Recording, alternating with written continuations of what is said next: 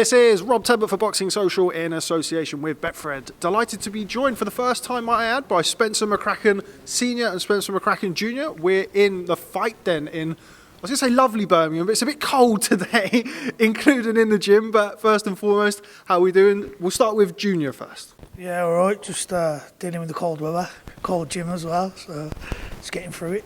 From my experience with fighters, sometimes keeping them on the straight and narrow when they don't have dates can be a little bit problematic. How have you found dealing with fighters in this period? Well, our lads are quite good, really, but the main thing is as well trying to convince them to get a medical. It's £650 to get a medical. Some of the lads have had a medical and haven't fought for a year. They've wasted £600. A lot of the lads have to work full time as well, so they're reluctant until they get a date. But it's a catch-22 situation because we're saying to them, keep in the gym, keep ready, your opportunities will come. But then you've got to get the medical. You've got delays there with the dehydration and things like that. So it's hard. It's hard to keep everyone in the gym and keep them medically ready to box. Now, you've made a good point there about kind of the lack of small hall boxing, and it's something that's, you know, applicable all over the country at the minute. Spencer Jr., just to bring you in, you know, how difficult is it to kind of to prepare fighters or to work with fighters when they don't have, as you say, a date to work towards? It's hard to keep them motivated, but we've got good lads in the gym, so they've all been sparring with each other and staying ready and waiting for a call. If the right fights come at the right time, they'll take them, and we've proved our lads will take a fight. You know, with reasonable notice or even short notice, they'll take the fight. McCRACKEN took a fight against Jack Bates on 2 weeks' notice, which is probably a fight he would never be offered before in normal circumstances. So that was a positive. And managed to go the distance and put a good account of himself. So that's a positive. But obviously a negative is, when are you waiting for the next call? Do you know what I mean? That's just trying to keep him motivated. It's the hard thing, and staying on the weight and stuff. But it hasn't been great, but I'm sure once we come out of it, everyone will be ready to go. I can speak from my own experience and say that, yes, keeping the weight down in lockdown is not always easy. So yes, I can fully sympathise with the fighters there. Have we lost any fighters because of this? Are you expecting to potentially lose fighters because of the last 12 months? Haven't lost any fighters, but you could see why fighters would pack in, because they've got to earn money at the end of the day, and it's a living for them. So if they're not earning, they've got to look at doing something else. But luckily enough, the lads that we've got are dedicated and they do want to box. And if the phone rings, they will answer it and they will fight. But at the same time, they need to earn money. So it's a case of we need to kind of get out of the lockdown and get fighting. See, I'm just going to bring you in here because you look very cold, so I'm going to ask you a question. In your role in the sport, inactivity is never good for a fighter, no matter what's going on. But how do you try and combat that? Obviously, everybody is dealing with a similar sort of thing. But how do you try and combat the inactivity? Well, you've got to be lenient with them, really. You can't be strict and say they've got to be at the gym every night and they've got to run every morning. You've got to just try and get as much as a lot of our lads work full time as well, so you've got to take that into account. So you've just got to try and encourage them to do as much as they can when they can. One thing that I'd like to speak to you guys about is kind of, you know, Birmingham being such a big city. It's not somewhere I come to all the time because we have Andy Purewell, who works at Boxing Social, also based in Birmingham. But talk to me about the Birmingham scene at the minute and what you could expect to see in the future. Obviously, it's a huge city. We're looking around at kind of the posters and the fighters from yesteryear, and there's this new wave of fighters coming through. What's the future looking like for Birmingham boxing, all being well? I think it's promising. I mean, especially, you know, you've got Gamal Yafo, who's European champion now as well. Obviously, Cal will be looking to win a world title again. And then once you start going through all the other gyms and the other fighters, there's promising talent out there. But obviously, with the lockdown, it's not helping people. But once we get out of the lockdown and everything goes forward, I think Birmingham boxing will start to push on and be better. Look. Now, I know obviously everybody's been scrapping for opportunities recently, but I do understand that you've got a few irons in the fire, so to speak, for upcoming shows. What have you got coming up for your guys? We've got Jack waiting for the eliminator for the English title, and Drew Brown. Drew Brown's, yes, fighting for the English title. He's fighting for the English title. Jack O'Keefe's got an eliminator for the English title. We've got Brett Fido fighting on the 27th against a good international amateur that's just turning pro. So that would be a good test. So that's Brett's out on the 27th. I believe that's at MTK or in association with Frank Warren's show. So that hopefully that's starting the ball roll. I think with all these vaccinations, I think we could be out of this in a few months, and hopefully it'll open up for all the other guys. Somebody like Brett, who's, I mean, throughout his career is kind of used to boxing very, very regularly and getting those rounds in all the time. How difficult is it for somebody like him? Because a lot of people will kind of focus on, you know, the marquee names of the sport, with all due respect to Brett, you know, and they think about kind of, you know, the inactivity of a Josh Warrington, or when is Anthony Joshua going to fight. But for somebody, and as people in boxing will know, how vital journeymen are to the sport and to keeping the lifeblood of the sport going, how difficult is it for somebody like Brett Fido? Yeah, well, it's hard to keep him in the gym, and he's just come to us really at this gym. He was with me at Eastside for a bit, and then he's moved across here with us now. But he hasn't trained he's trained as hard as he ever has now. You can't believe it. He's up most nights, which normally Brett isn't. He lives an hour and a half away, so he's making the journey, he's making the effort. So he's put the training in for this fight. So I'm hoping to see a good performance. But a lot of the other journeymen, they've had to go and take full-time jobs on and wait. And also, the elite fighters, as they call them, they're not getting the experience. They're not getting the learning fights. They're being pushed into 50-50 fights early, and they're not getting the most out of their careers, what they would normally do, I don't think. Particularly when in the modern day you're seeing fighters, you know, we're seeing a lot of fighters now kind of skip even senior amateur level in the amateurs and going straight in and kind of learning their trade, fighting a Brett Fido or fighting journeymen to kind of really improve their skill set, but they're not getting that now. You need the journeymen, the game needs them, because they're the learning fights that you need to push on to the next level. There's levels of journeymen, you know, there's different levels of journeymen. Brett Fido's a classic example. He could win titles, Brett could, with the right motivation and the right opportunities. But then you've got different journeymen that will just happily go out there and just take a guy through the motions. But, you know, if it's there to win, Brett will go for it. So, yeah, it's hard for the journeymen. Like I say, a lot of them have just had to take full-time jobs on. Junior, I'm going to bring you in here to talk about the man who we kicked out of the interview, stood over there. He'll be eavesdropping in a second, JAYKAE, due to catch up with him shortly.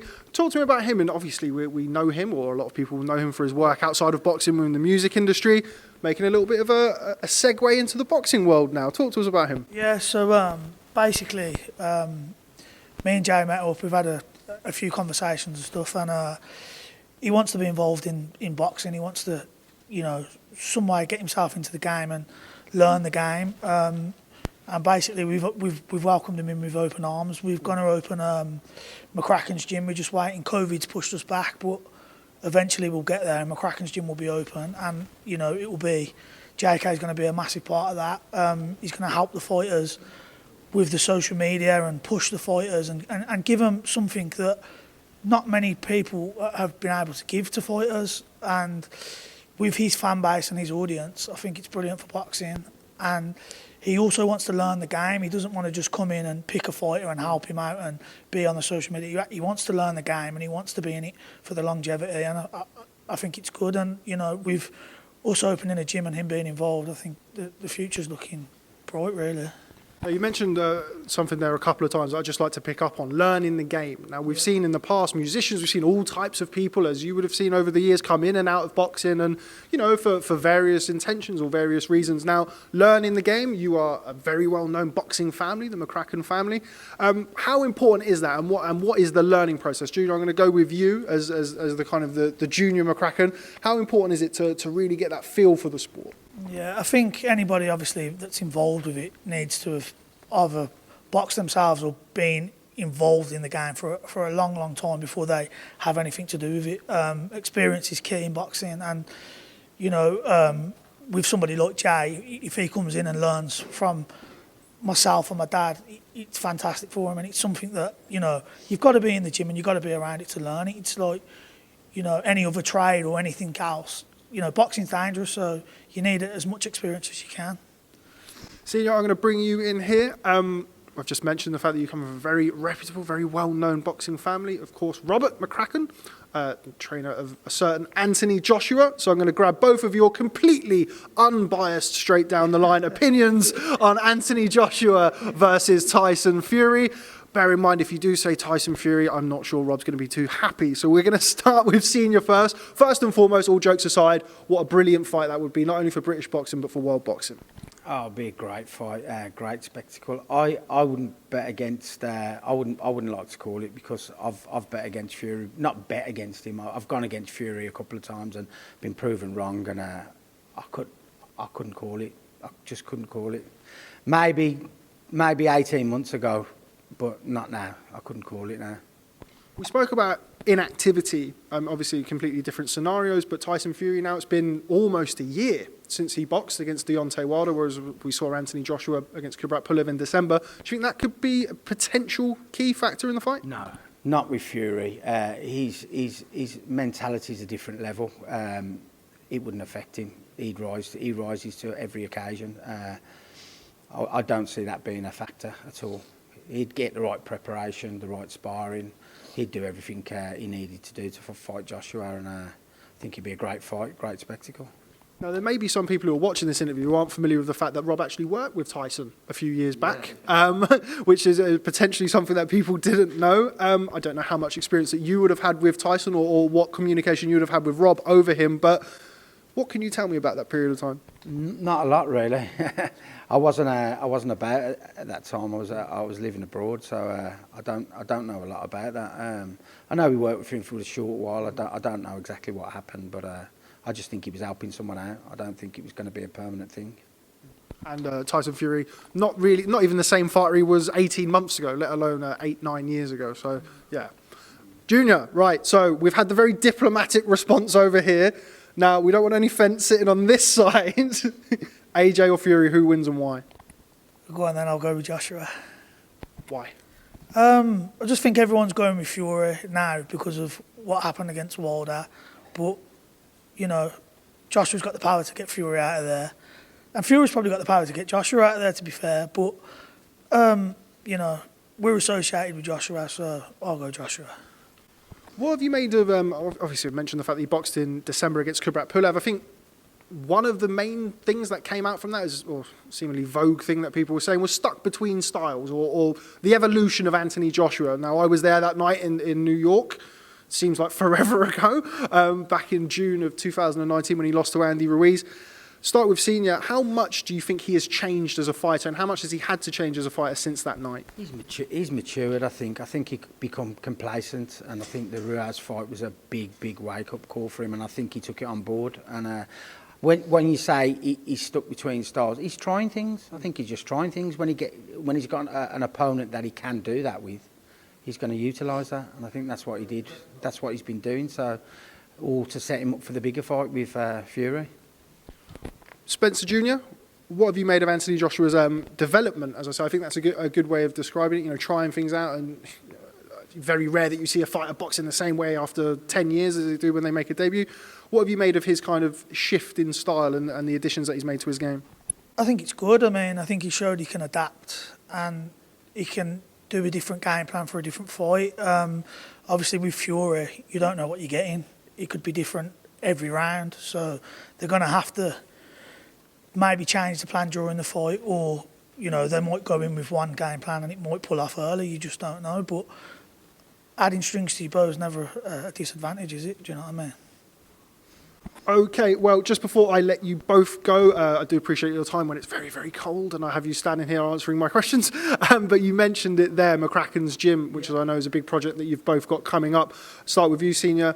When can we expect to see that implemented, and just how excited are you to get it underway? Well, we were really excited a year ago when we got the keys, but with COVID and a couple of legal issues, we've had the building nailed down for over a year now. We've spent a lot of money with converting it, and we're just waiting to get back in there now and get it finished. So hopefully the summer we should be in there and all set up and ready to go.